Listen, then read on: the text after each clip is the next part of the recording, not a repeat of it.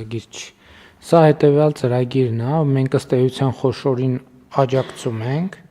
որպեսզի խոշորը գնա այս մարդու հնարավորություն ունենա գնա այս մարդու իմ ասած ընտանիքի մի հեկտար հողը գնի։ Էսա դաժան արձանագրում է, բայց մեր հիշում եք գյուղատնտեսության ռազմավարության ժամանակ ենք քննարկել, ֆունդամենտալ խնդիրն է նա, որ մեր մոտ մի հեկտար հողի ֆորմալ, նոմինալ առումով մի հեկտար հողի մշակման վրա զբաղված է անտրամաբանական թվով շատ մարդ։ Եվ հետևաբար այս խոսակցությունից ելքը էլի վերադառնում ենք բանին։ Կարճաժամկետ լուծում չունի այս խնդիրը, չի լուծվելու կարճաժամկետում։ Երկարաժամկետ լուծումը էլի հետևյալն է, որ մենք այդ գյուղում կառուցենք մանկապարտեզ, կառուցենք դպրոց, որ այդ ընտանիքի երեխաների համար ապահովենք նորմալ կրթություն ստանալու հնարավորություն, որ այդ երեխեքը սովորեն եւ ոչ գյուղատնտեսական ոլորտում աշխատանքի շուկայում մրցունակ լինեն, գյուղում ապրեն, բայց աշխատեն այլ ոլորտում։ Իսկ գյուղատնտեսությամբ զբաղվեն նրանք, ովքեր կարողանում են հողերը կոնսոլիդացնել, ներդրումներ անել եւ գյուղատնտեսությունը դարձնել շահութաբեր ոլորտ, որովհետեւ այո, մեր վերլուծությունը դա ցույց տալիս, որ տենց բիզնես մոդել չկա, որ մարդը մի հեկտար հող մշակի եւ չլինի աղքատ։ Դրա համար էլ ինքը չի մշակում, դրա համար էլ ինքը արդեն սև ցուցակում է, որովհետև համակարգը իրան արգելում է ըստ էության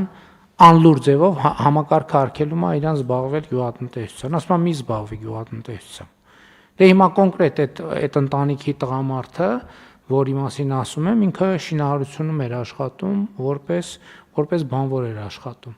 Ես էլ իրան տեղում ճիշտն ասած այդ նույն խորհուրդը տվի։ Ասի լավ, հիմա բանվոր եք աշխատում, հիմա ձեր խնդիրը պարզ է, որ գյուղատնտեսությունը չի ստացվելու, մանավանդ դուք էլ ցանկություն չունեք, հիմա պետք է մտածեք ոնց անեք, որ ձեր որակավորումը բարձրացնենք, ասենք ուղակի բանվորից անցում կատարեք, ասենք ենթադրենք, չգիտեմ, սալիկ շարեք, որպեսզի ավելի բարձր աշխատավարձ ստանաք, հաջորդ փուլը, չգիտեմ, կռունկավար դառնաք, տրակտորիստ դառնաք եւ այլն, որպեսզի ավելի բարձր աշխատավարձ ստանաք։ Հա, արդյունքում էլ մենք ըստ էության այդ խոշորներին գումար ենք ուղում, թաքնված մեսեջ ենք տալիս, ասում ենք, եթե հիմա 100 հեկտար մշակում ես, մյուս տարի գնա 101 հեկտար մշակի, մյուս տարի 102 հեկտար մշակի, կամ 50 ես մշակում, 55 մշակի, 60, հա, այդ է ճանապարհը, ուրիշ ճանապարհ չկա։ Եվ հողերի կոնսոլիդացիայի հարցն էլ ըստ էության պետք է լուծվի, որովհետև մենք նախկինում էլ վերլուծություն ենք արել, որ գյուղատնտեսությունը շահութաբերության շեմը, չեմ հիշում, 20 հեկտարից թե 30 հեկտարից, հիմա թիվը կսխալվեմ, բայց շեմ կա, որից բարձր բան չի անում։ Եվ երևի ազնիվ պետք է ուղիղ մեր մարդկանց հետ այս խոսակցությունը ունենանք, որովհետև գնում ենք իսկապես այդ հարցերին պատասխան չկա։ Էս է այդ հարցի միակ պատասխանը, որը դաժան է հնչում եւ կոպիտ է հնչում եւ լավ չի հնչում, բայց այդ է, ուրիշ պատասխան չկա։ Համեցեք, պարոն Մկրտիչ։ Պարոն վարչապետ, ես կուզենայի հիշեցնել մեկ ծրագրի մասին, որ նաև ձեր հանձնարարությամբ մենք 2022 թվականից ի վեր իրականացնում ենք, դա գյուղատնտեսական աշխատանքների աջակցման ծրագիրն է, հատկապես այն մարդիկ, այն տները, որոնք իրենց գիծ ունեն մինչև 1 հեկտար հող, մենք գրեթե ամեն տարի գերակատարում ենք ունեցել, երբ որ աջակցում ենք իր իսկ հողը այդ մինչև 1 հեկտար մշակելու եւ նաեւ էկոնոմիկայի նախարարության հետ էլ մեր այդ բաղադրիչում ունեցել ենք մի բովանդակություն, երբ որ խորհրդատվություն ենք նաեւ իրականացրել, թե օրինակ իր այդ մինչև 1 հեկտար տարածքում ինչ պետք է մշակի, որտեղ որոշակի ինքնաբավություն ապավի, եթե օրինակ միշտ սահմանել ենք 3000 շահառուի համար, 2000 շահառուի համար, միշտ մի քանի հարյուրով ավել մենք ուրեմն կարողացել ենք գերակատարել։ Բայց պարոն Մկրտիչ, ծրագիրը յոլագնալու մասին է մեկը, այսինքն նրա մասին սոցիալական բաղադրիչի մասով եմ ասում։ Հա, նրա մասին է, որ ընտանիքը ձմեռվա իր ուտելիքը մշակի, պահածոյացնի, ամբարի, այսինքն դա էլի նույն ծրագիրն է, որովհետև այդ նույն այդ իմ ասածն է, էլի։ Մենք հաց ենք տալիս։ Հա, մի քիչ իրանցել ենք ներգրավում, բայց նույնն է, կարայինք ընդհուպ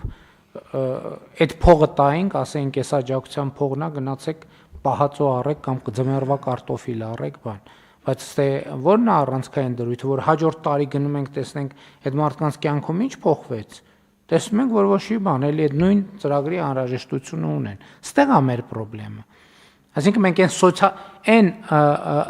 այն ինչ որ մենք սոցիալական ծրագիր ենք անվանում,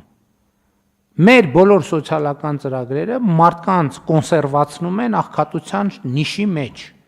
Մենք իրանց երկու կողմից սենց բերում ենք ու փակում ենք, ասում ենք դե եկեք սենց այդ աղքատության նիշի մեջ մնացեք։ Ինչի համար ենք դա անում։ Դա ոչ մի օգուտ չի տալիս, ոչ մի օգուտ։ Եվ ընդ որում սա շատ կարևոր է սրա մասին հրապարակային խոսել, որ մտածելակերպի փոփոխությունը տեղի ունենա։ Ես այո ասում եմ եւ ինչ որ առումով ել եմ ասում, գիտեք, ինչ կան դեպքեր, parza որ ամեն ինչի մեջ կա առանձնահատուկ դեպք, մի հատ, երկու հատ, 10 հատ, 100 հատ, կարող են լինել դեպքեր։ Բայց ըստ էության այս մեր սոցիալական տրամաբանությամբ աշխատող ծրագրերը մարդկանց ստրկացնելու մասին են, ուրիշ ոչ մի բանի մասին է։ Մարդկանց ազատությունից զրկելու մասին են, մարդկանց հնարավորությունից զրկելու մասին են, մարդկանց հեռանկարից զրկելու մասին են։ Որովհետև այս սա սերնդեսերունդ փոխանցվում է։ Մենք փարոսից օգտվող սերունդներ ունենք արդեն, հասկանում եք, որ սերունդ ինքը իրան վերարտադրում է անընդհատ։ Այն ժամանակ փարոսից օգտվելա, հետո հաջորդ սերունդն է փարոսից օգտվում, հետո հաջորդ սերունդը դա կյանքի մասին իրանց պատկերացումը մեր աջակցությամբ ամրագրվում է, որ կյանքը բանն է, փարոսն է, մեզ հասանելի կյանքը փարոսն է, էսա, սա մեր բանը, դառը կամ չգիտեմ քաղցր կամ չգիտեմ էտա։ Սա ֆունդամենտալ պրոբլեմ է, սա եւ քաղաքական պրոբլեմ է, եւ զարգացմանը խոչընդոտող պրոբլեմ է։ Մենք չենք կարողանում ճիշտ խթաններ դնել, բայց էլի միևնույն ժամանակ ես ամեն անգամ երբ որ մտածում եմ, բայց երեխան մանկապարտեզ չունի, բա դպրոց չունի, բա ինչ անելու։ Այս ճանապարհով պետք է գնանք, դրա համար եմ ասում, ես չգիտեմ, ես 1 միլիարդ ստեղ դնել ճիշտ է, կարող է պետք է տանել 2 նոր մանկապարտեզ նորոգել։ Որովհետև սա մեր կյանքում բան չի փոխում։ Տարվա վերջում ասում ենք, վայ, 2 ֆուռ ավել ցորեն ունեցանք, էս ինչ լավ է։ Հա, շատ լավ ունեցանք։ Բայց ոչ մի բան չի փոխում։ Բացարձակ բան չի փոխում։ Բայց ես դեմ չեմ այս ծրագրի ընդունման։